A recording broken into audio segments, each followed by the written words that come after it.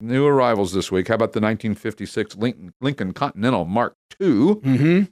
Cream white over deep red and white. 368 cubic inch 4-barrel V8. This is a bad boy car back in the day. I mean, these things were they were the precursor to what we were just talking about. The Mark III. Yeah, which the cool guys had. Nicely restored, this 56 Lincoln Continental Mark II.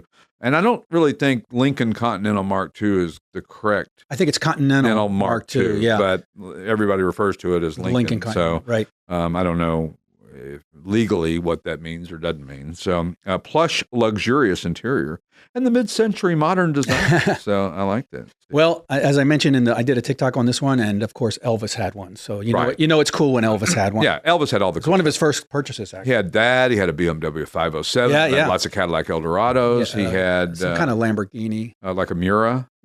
No, I forget that. Jalpa or Halpa. Yeah, Halpa. One of those. Halpa, Jalpa. One of the small ones. Jalpa, but the J is silent. I know.